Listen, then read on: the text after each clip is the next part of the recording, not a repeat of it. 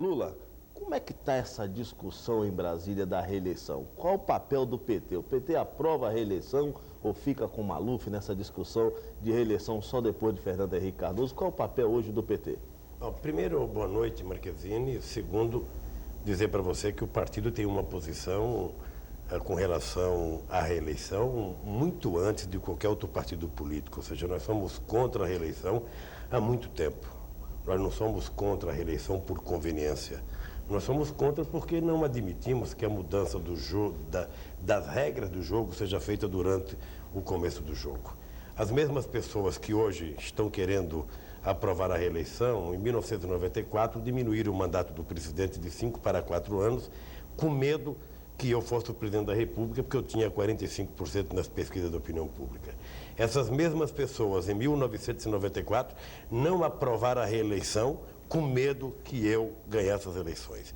Então, eu acho que, em tese, poder-se-ia discutir a questão da reeleição para futuros governantes, mas não discutir agora. Nós achamos que, ao invés do presidente da República antecipar a discussão eleitoral em 2 anos e meio, seria prudente que ele cumprisse aquilo que prometeu durante a campanha.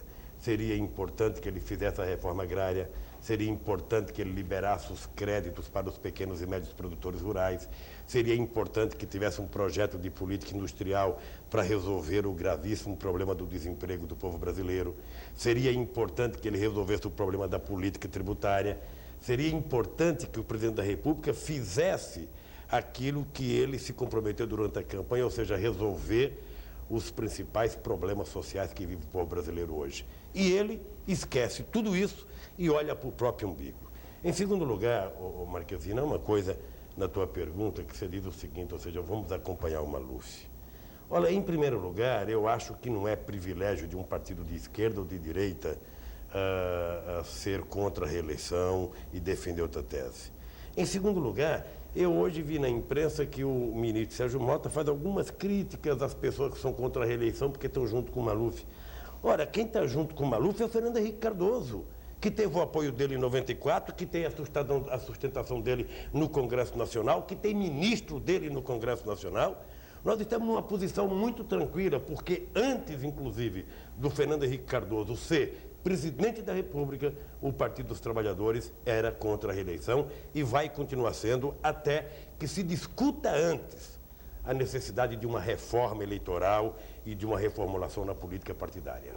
Quer dizer, os jornais hoje escancaram realmente todas as notícias falando desse escândalo do orçamento. Mais uma vez o Congresso Nacional está em xeque. Como é que você analisa esse episódio? Olha, o Congresso Nacional só pode estar em xeque porque depois que houve a CPI e depois que os deputados foram cassados, 6 deputados, não aconteceu mais nada. O orçamento continua sendo feito do mesmo jeito. Ou seja, nós estamos dando exemplo a partir da cidade de Porto Alegre que se o governo quisesse moralizar a questão do orçamento, nós precisamos tirar da mão apenas do Poder Executivo e da mão apenas do Poder Legislativo. É preciso fazer com que a sociedade possa participar da elaboração do orçamento.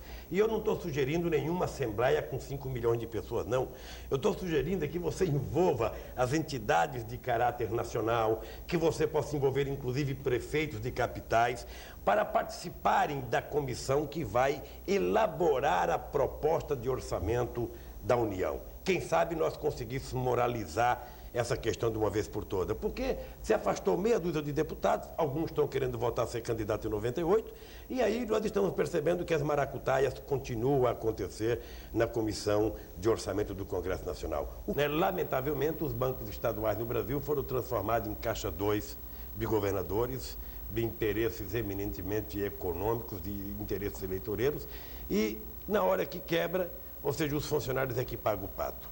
O Banespa é um grande banco, como possivelmente fosse o Banerj, e eu acho que antes de tentar entregar de mão beijada, seria necessário tentar moralizá-lo, a partir da punição dos responsáveis pela falência do banco, e, em segundo momento, tentar transformar a finalidade do banco. Ao invés de um banco de emprestar dinheiro para os ricos, emprestar dinheiro para os pequenos, como está fazendo o governador de Brasília com o BRB, criando o Banco do Povo, ou seja, emprestando dinheiro para pequenos negócios, para pessoas que querem R$1.000, R$300, R$1.500 para começar uma atividade profissional. Ele vai lá toma o dinheiro emprestado e é importante, hein? Não tem praticamente inadimplência. Eu acho que nós precisamos ter como reforma partidária principal a questão da fidelidade partidária, que é uma coisa, na minha opinião, sagrada.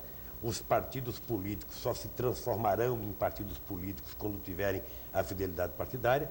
E uma outra coisa que eu acho muito sério, que vai dentro da reforma eleitoral, é o financiamento de campanha.